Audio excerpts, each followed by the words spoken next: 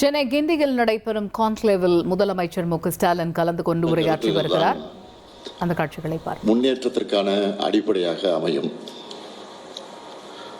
அப்படி நூற்றாண்டு கண்ட திராவிட இயக்கத்தினுடைய கொள்கை முகமாக 74 ஆண்டுகள் கடந்த மாபெரும் அரசியல் இயக்கமாக மக்களுடைய ஆதரவோடு திராவிட முன்னேற்ற கழகம் ஆட்சி பொறுப்பில் இருக்கிறது. பேரறிஞர் அண்ணாவினுடைய மறைவுக்கு பிறகு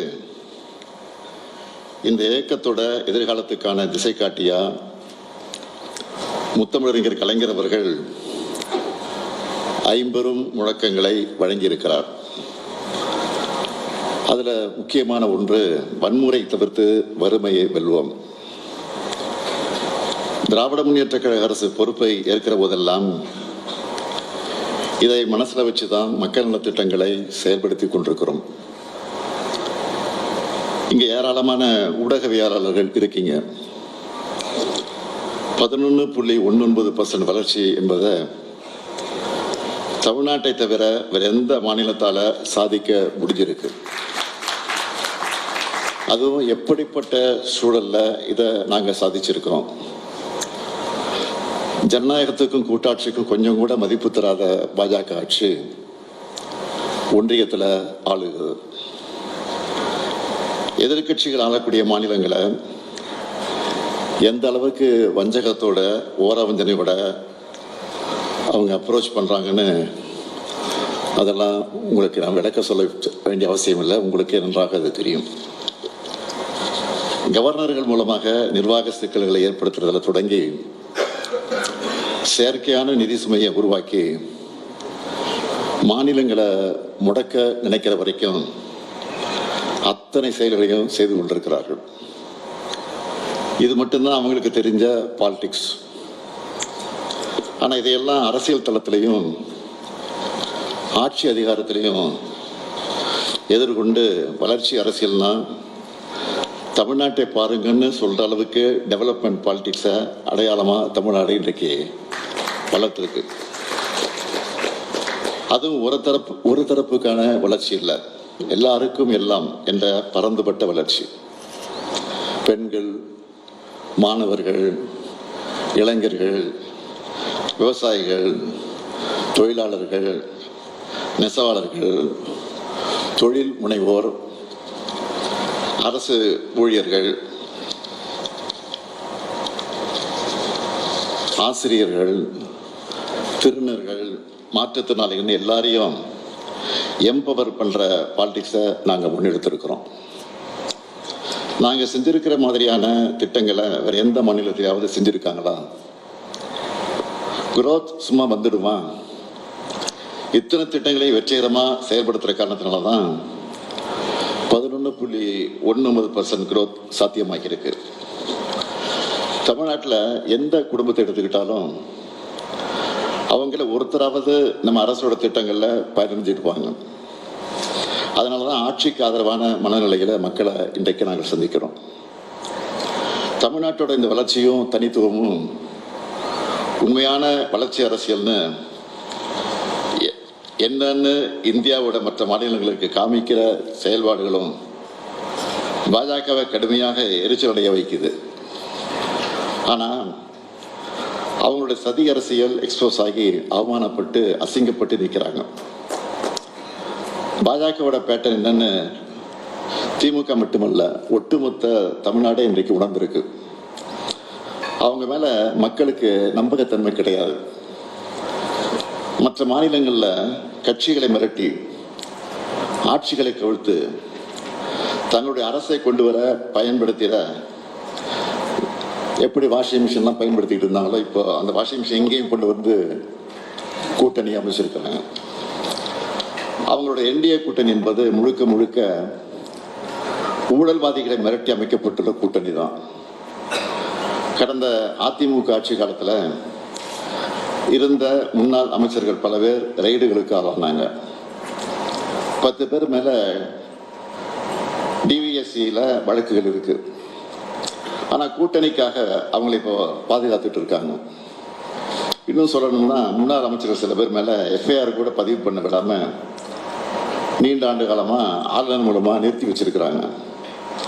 இந்த லட்சணத்தில் இப்போ இடி, ஐடி, சிபிஐ ஆகியவற்றை வச்சு எங்களையும் மற்றான்னு பார்க்குறாங்க. என்னதான் பாஜக இடி, ஐடி, சிபிஐன்னு தன்னுடைய படைபலத்தை, அந்த பரிவாரத்தை அழைச்சிக்கிட்டு வந்தாலும் அதை ஒரு கை பார்ப்போம்னு நாங்களும் தயாராக தான் இருக்கோம்.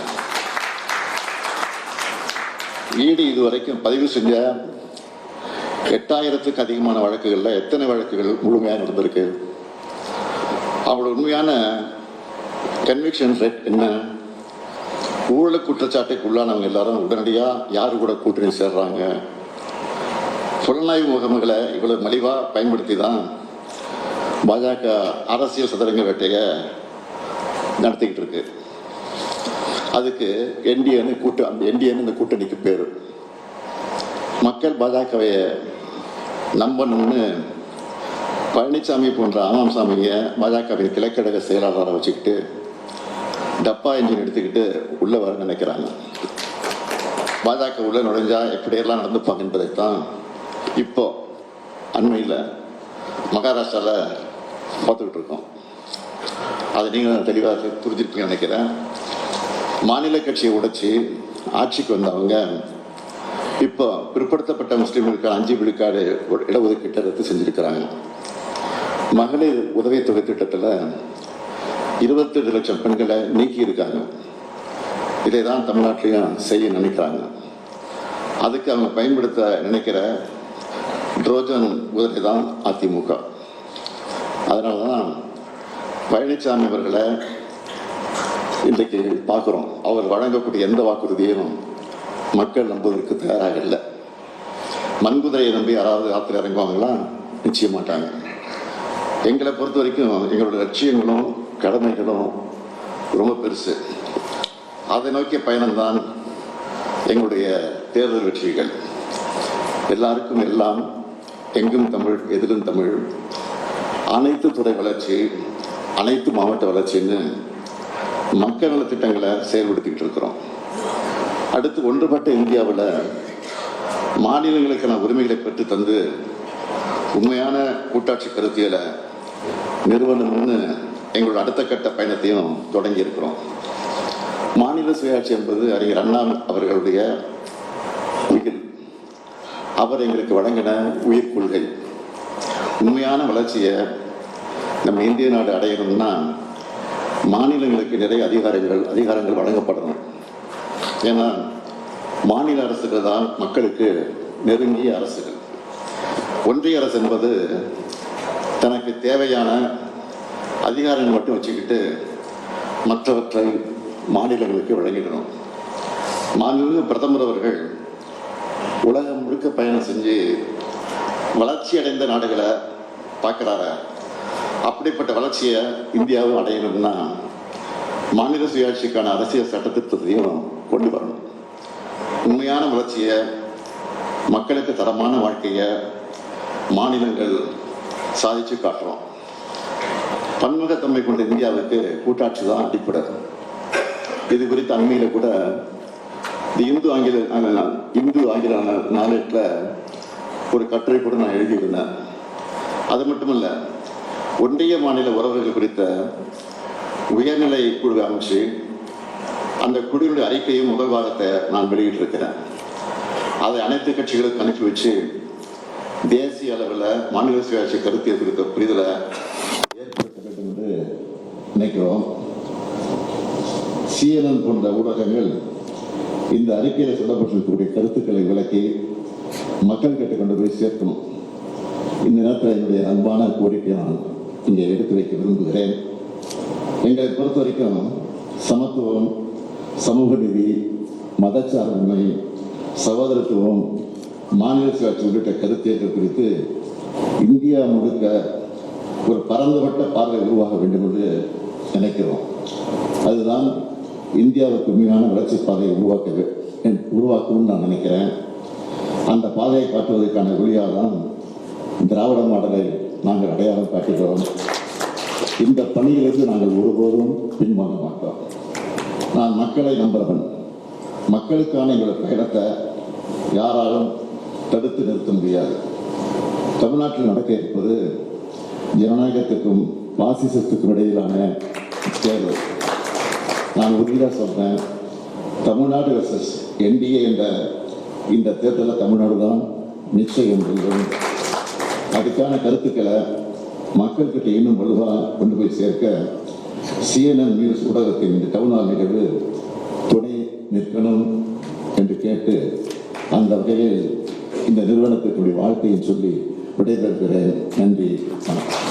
1,26,00,000 மனங்களை வென்ற தந்தி டிவி யூடியூப் சேனல். தவிர்க்க முடியாத தம்ப்நெயில்ஸ், கலக்கலான கான்டென்ட்ஸ். நீங்களும் இந்த குடும்பத்தில் இணைய இப்பவே சப்ஸ்கிரைப் பண்ணுங்க. அசுரபலம் கொண்ட எங்கள் டிஜிட்டல் கரங்களில் உங்கள் விளம்பரங்களை சேர்க்க வாட்ஸ்அப் பண்ணுங்க. 8939888838. Email advttv@dttv.in.